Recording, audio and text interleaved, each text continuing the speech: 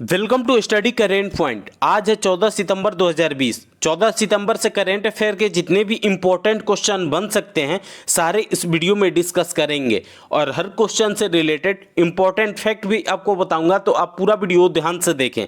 इससे पहले हमारे चैनल पर नए हैं तो सब्सक्राइब करके बेल के आइकन को दबा दें, जिससे कि पल पल की अपडेट आपको मिलती रहे।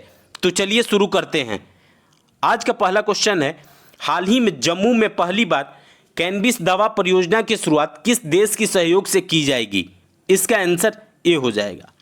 हाल ही में जम्मू में पहली बार कैनबिस दवा परियोजना की शुरुआत कनाडा देश के सहयोग से की जाएगी।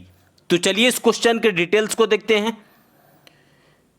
पहली बार कैनबिस दवा परियोजना जल्द ही कनाडा के सहयोग से जम्मू में स्थापित की जाएगी। यह केंद्र शासित प्रदेश बनने के बाद जम्मू और कश्मीर में पहला बड़ा विदेशी निवेश है। अब कनाडा की बात है तो कनाडा की राजधानी ओटावा है और कनाडा की करेंसी कैनेडियन डॉलर है। इस क्वेश्चन से इतनी जानकारी मिलती है, तो चलिए अगले क्वेश्चन पे चलते हैं।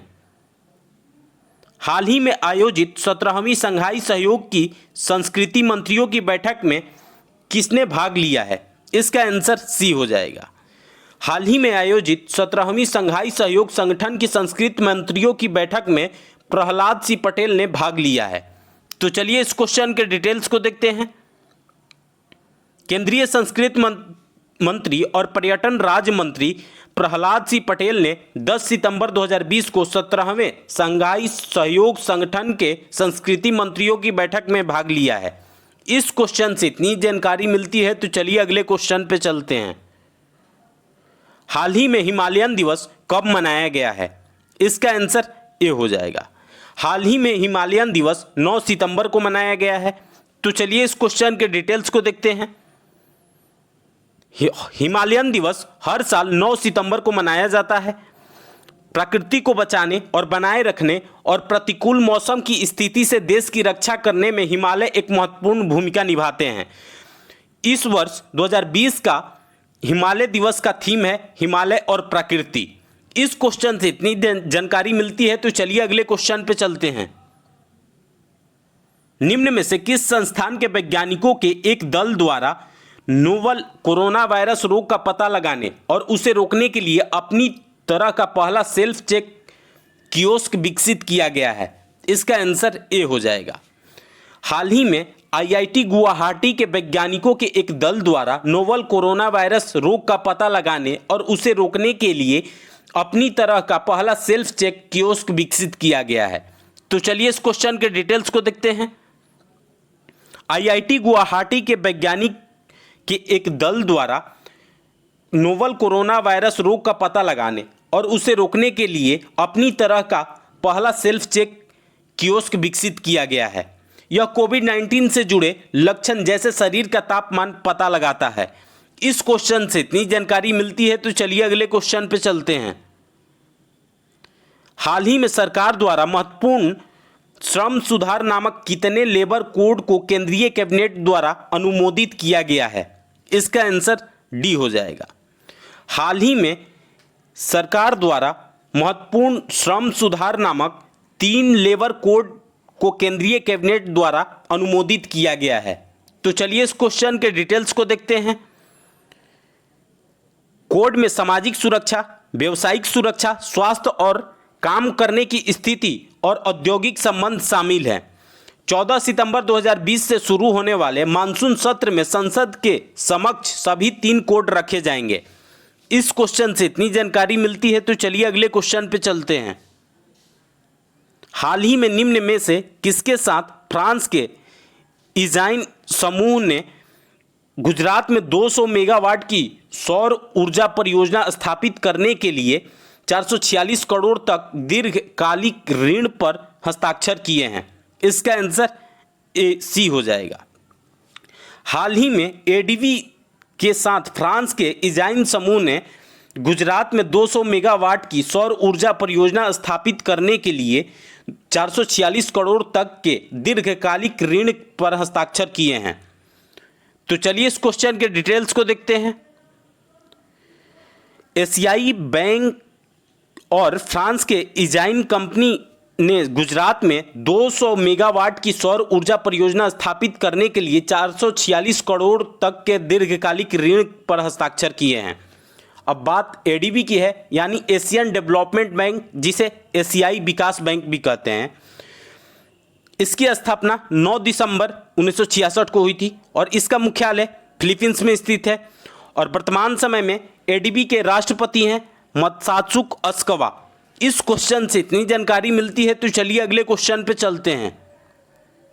हाल ही में किसके द्वारा वुशु विश्व चैंपियनशिप 2019 में प्राप्त रजत पदक के स्वर्ण पदक में उत्पन्न होने के बाद विश्व चैंपियनशिप की स्थिति का दावा किया है? इसका आंसर डी हो जाएगा।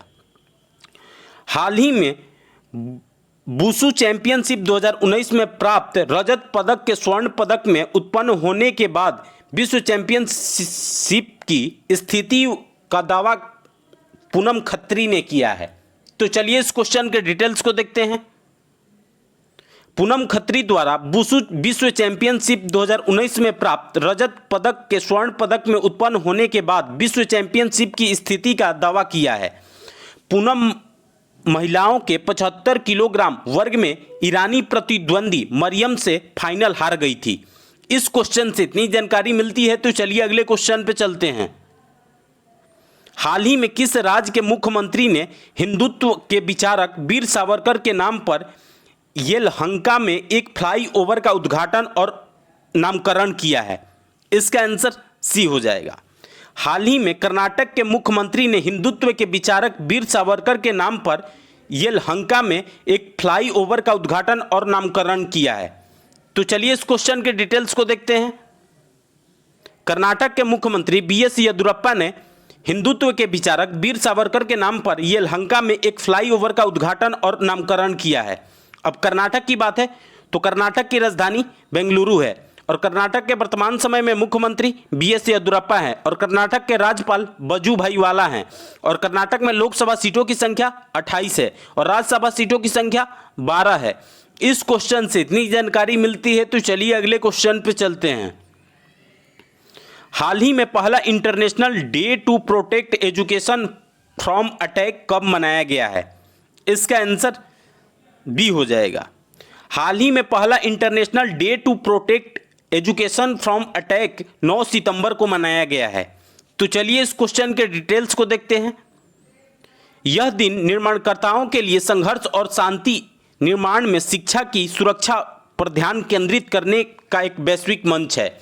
इस क्वेश्चन से इतनी जानकारी मिलती है, तो चलिए अगले क्वेश्चन पे चलते हैं। हाल ही में यूनिसेफ इंडिया ने बच्चों के अधिकार अभियान फॉर एवरी चाइल्ड के सेलिब्रिटी एडवोकेट के रूप में किसकी घोषणा की गई है? इसका आंसर डी हो जाएगा।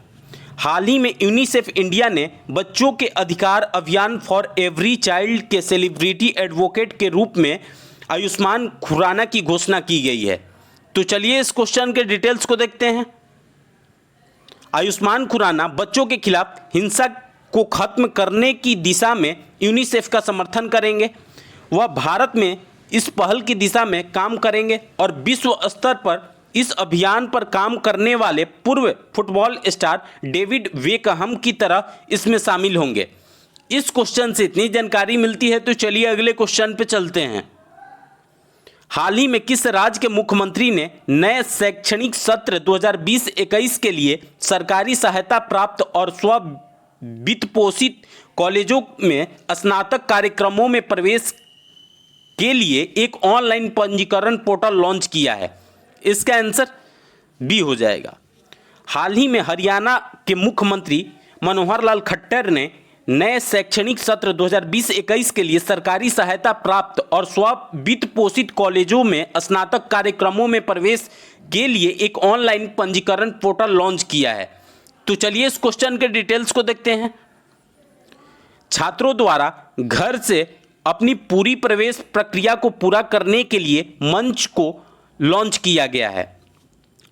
इसमें पंजीकरण और प्रोस्पेक्टस शुल्क माफ कर दिया गया है अब बात हरियाणा की है तो हरियाणा की राजधानी चंडीगढ़ है और हरियाणा के वर्तमान समय में मुख्यमंत्री मनोहर लाल खट्टर हैं और हरियाणा के राज्यपाल सत्यदेव नारायण आर्य हैं और हरियाणा में लोकसभा सीटों की संख्या 10 है और राज्यसभा सीटों की संख्या 5 है। इस क्वेश्चन से इतनी जानकारी मिलती है तो चलिए अगले क्वेश्चन पे चलते हैं। हाल ही में world summit on the information society ने एक आभासी समारोह के माध्यम से किस राज्य की सबूज साथी परियोजना को विजेता पुरस्कार 2020 सौंपा है? इसका आंसर डी हो जाएगा। हाल ही में world summit on the information society ने एक आभासी समारोह के माध्यम से पश्चिम बंगाल की सबूज साथी परियोजना को विजेता पुरस्कार 2020 सौंपा है। तो चलिए इस क्वेश्चन के डिटेल्स को देखते हैं। कन्याश्री योजना के बाद पश्चिम बंगाल सरकार की एक अन्य परियोजनाओं को वैश्विक पुरस्कार मिला। अब बात पश्चिम बंगाल की है तो पश्चिम बंगाल की राजधानी कोलकाता है और कोलकाता हुगली नदी के किनारे स्थित है और पश्चिम बंगाल के वर्तमान समय में मुख्यमंत्री ममता बनर्जी हैं और पश्चिम बंगाल के राज्यपाल जगदीप धनखड़ हैं और पश्चिम बंगाल में लोकसभा सीटों की संख्या 42 है और राज्यसभा सीटों की संख्या 16 है। इस क्वेश्चन से इतनी जानकारी मिलती है तो आज के लिए बस इतना ही। अगर आपको यह वीडियो यूजफुल लगा है तो इस वीडियो को ज़्यादा से ज़्यादा लाइक करें। यदि आप हमारे चैनल पर नए हैं तो सब्सक्राइब करके बेल के आइकन को दबा दें जिससे पल पल की अपडेट आपको मिलती रहे और आपके पास जितने भी स्टडी रिलेटेड व्हाट्सएप या फेसबुक ग्रुप है उसमें इसको शेयर करें। Thanks for watching.